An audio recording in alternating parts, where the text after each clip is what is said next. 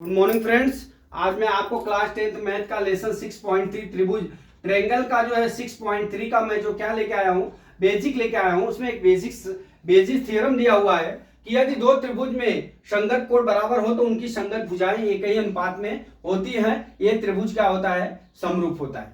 ठीक है, तो हमारा दो त्रिभुज क्या है, ए बी सी और डी ई एफ है। ठीक है, अब इसमें क्या दिया है कि कोण ए बराबर, यहाँ पे देख लीजिए, कोण ए बराबर कोण डी के, और कोण बी बराबर कोण एफ के, और कोण एफ के, और कोण सी बराबर कोण ई के। ठीक है, और क्या दिया हुआ है, इतना दिया हुआ है।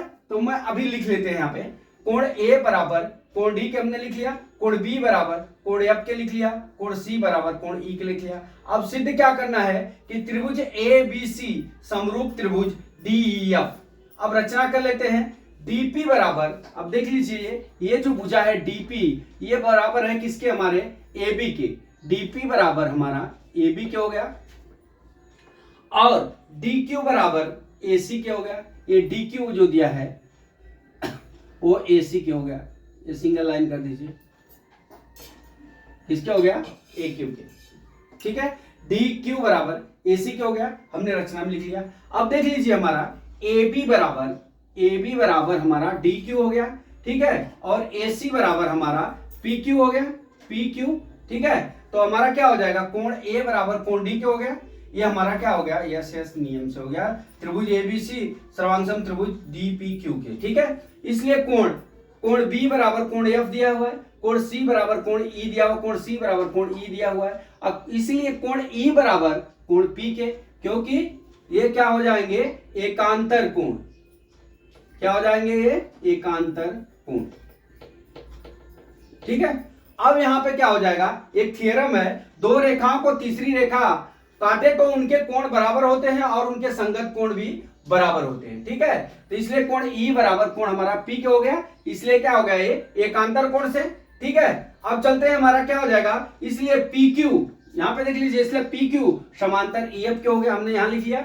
अब यहां हम जानते हैं कि यदि ये मान लीजिए त्रिभुज है, ये त्रिभुज बना लिया हमने, क्या बना लिया, ए बी सी और ये पी क्यू है। ठीक है, ठीक है, अब यहां पे क्या दिया है, मान लीजिए कि यदि किसी त्रिभुज में आधार के समांतर, अगर किसी त्रिभुज में बीसी के समांतर पीक्यू रेखा खींची जाए तो अन्य दो भुजाओं मतलब एबी और एसी को जो काटती है उनको समानुपात में विभाजित करती है। ठीक है, ये थ्योरम है इसका, थेल्स का नियम का। अब हम चलते हैं, इसमें देख लेते हैं, एपी बराबर बटा पीबी, एपी सॉरी ये मैंने गलत लिखा हुआ है यहाँ पे क्या हो जाएगा, ये त्रिभुज बनेगा, यहाँ पे नामांकन उल्टा हो जाएगा, यहाँ पे हो जाएगा डी, यहाँ पे हो जाएगा ई, यहाँ पे हो जाएगा एफ, यहाँ पे हो जाएगा पी, और यहाँ पे हो जाएगा क्यू। ठीक है, अब हमारा इसमें क्या हो जाएगा, डीपी बटा पी बराबर डी क्यू बटा क्यू एफ। ये हो गया हमारा थेल्स का नियम जो हमने लिखा है, थेल्स के नियम से। ठीक है, अब इनको जो है थेल्स का नियम है, अब इसको उल्टा कर लीजिए, P बटा डीपी हो जाएगा, डीएफ बटा डीक्यू हो जाएगा, मैंने यहाँ पे लिख दिया है। अब यहाँ पे दोनों पक्षों में एक जोड़ दीजिए, थेल्स का नियम हमने आपको सॉल्व करके बताया है। अब जोड़ने के बाद जब आप जोड़ लेंगे तो P प्लस डीपी, अब यहाँ पे देख लीजिए, P प्लस डीपी बराबर किससे हो जाएगा, डी के, डी बटा डीपी हो जाएगा इसके जगह। अब हमारा डीएफ प्लस डीक्यू बराबर कितना हो जाएगा, डीएफ के, डीएफ बटा डीक्यू हो गया। ये आ गया, अब इतना आ गया, अब हमारा इतना आ गया। ठीक है, इसलिए डीपी, इसलिए हमारा क्या हो जाएगा, डीपी समांतर किसके हो जाएगा, हमारा ए बी के। डीपी समांतर किसके हो जाएगा, हमारा ए बी के।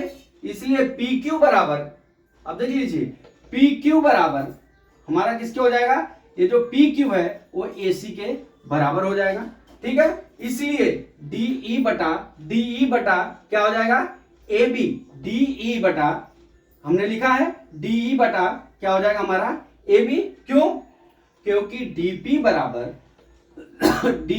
हमारा ए बी हो गया, इसलिए डीई बराबर ए बी हो गया, इसलिए डीएफ बराबर ए सी हो गया। इसी प्रकार हम सिद्ध कर सकते हैं डीई डीई बटा ए बी बराबर ई एफ बटा बीसी के, ई एफ बटा बीसी के सिद्ध कर सकते हैं।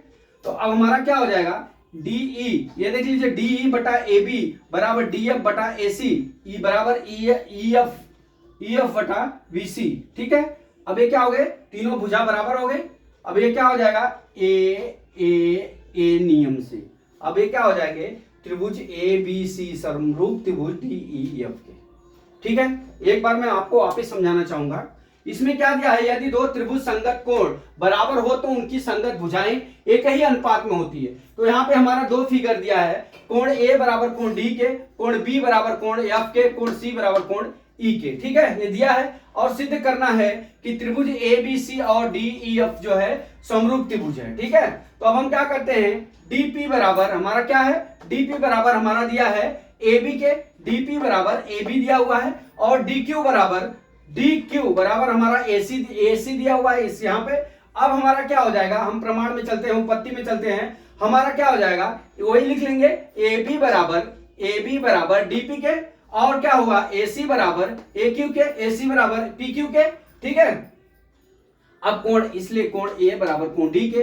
अब क्या होगा, यस ए मतलब भुजा कोण के नियम से हमारा त्रिभुज ए बी सी डी और डी पी क्यू क्या हो गए, हमारे सर्वांग सम हो गए। मतलब ये पूरा त्रिभुज और ये ऊपर वाला त्रिभुज क्या हो गए, सर्वांग सम हो गए। अब हमारा कोण बी बराबर कोण एफ, कोण बी बराबर कोण एफ के, और कोण सी बराबर कोण ई के। इसलिए कोण ई बराबर, ये जो कोण ई है वो पी के बराबर हो जाएगा। क्यों हो जाएगा, क्योंकि ये एकांतर कोण हुआ। क्या हो गया, ये एकांतर कोण हो गया। ठीक है, अब एकांतर कोण हो गया तो हमारा क्या होता है, थ्योरम होता है यहाँ पे, दो रेखाओं को यदि तीसरी रेखा काटे तो उनके कोण क्या होते हैं, बराबर होते हैं, और उनके संगत के कोण भी क्या होते हैं, बराबर होते हैं। जैसे ये मान लीजिए ये दो रेखा है, उसको एक तीसरी रेखा काटती है।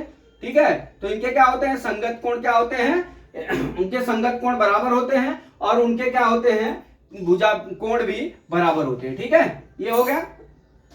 अब हम चलते हैं, इसलिए हमारा क्या हो जाएगा, पी क्यू समांतर किसके हो जाएगा, ई एफ के। मैंने सिद्ध कर लिया।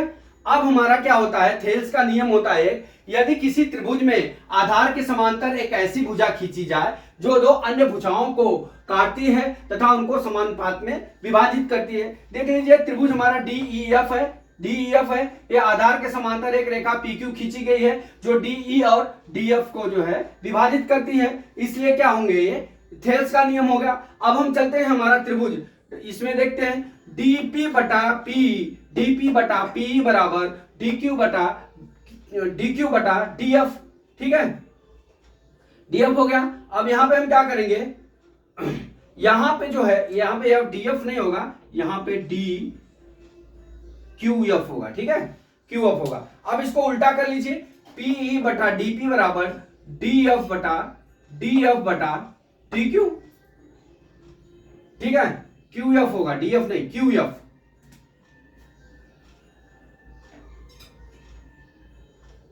DF। ठीक है, हो गया। अब इसको उल्टा, अब इसको हम क्या करते हैं, उल्टा कर लेते हैं, DF बटा DQ हो गया। ठीक है, अब हम क्या करते हैं, QF उल्टा किया ना, तो नीचे वाला QF बराबर DQ हो जाएगा। अब हमारा क्या हो जाएगा, अब दोनों पक्षों में हम एक एक जोड़ देते हैं। ठीक है, तो हमारा DF प्लस DQ, पहला में क्या हो जाएगा, ये दोनों पक्षों में एक जोड़ेंगे तो P प्लस, यहां पे कर देंगे P प्लस DP बराबर DF प्लस DQ बटा DQ हो जाएगा बटा में। अब देख लीजिए, P प्लस DP बराबर DE क्या हो गया, DE बटा DP हो गया, और DF प्लस DQ बराबर DF प्लस DQ बराबर हमारा किसके हो जाएगा, हमारा DF के हो जाएगा, DQ प्लस QF बराबर। अब हमारा क्या हो जाएगा, DF बटा DP बराबर DF बटा DQ हो गया। इसलिए DP समांतर किसके हो जाएगा, DP समांतर हमारा AB के हो जाएगा, DP समांतर AB हो गया। इसी तरह PQ समांतर हमारा किसके हो जाएगा, हमारा AC के। इसलिए DE बटा AB बराबर DF बटा AC के। इसी प्रकार हम सिद्ध कर सकते हैं कि DE बटा AB बराबर EF बटा BC। इसलिए हमारा क्या हो जाएगा, डी बटा ई बी बराबर डी एफ बटा ए सी बराबर ई एफ बटा बी सी। कौन सा, ये दोनों भुजा, ये देख लीजिए, ये जो भुजा है और मैंने ये भुजा निकाला, अभी लिखा ना इसी प्रकार, तो ये तीनों भुजा क्या हो जाएंगे, बराबर हो जाएंगे। इसलिए त्रिभुज ए बी सी समरूप त्रिभुज डी ई एफ के, इसलिए डी ई एफ त्रिभुज ए बी सी समरूप त्रिभुज डी ई एफ के। तो दोस्तों मैं आशा करता हूं कि ये सवाल आपको समझ में आ गया होगा। अगला सवाल कल मैं फिर लेके आता हूं। जय मां सरस्वती, जय भारत माता, जय जवान, जय किसान।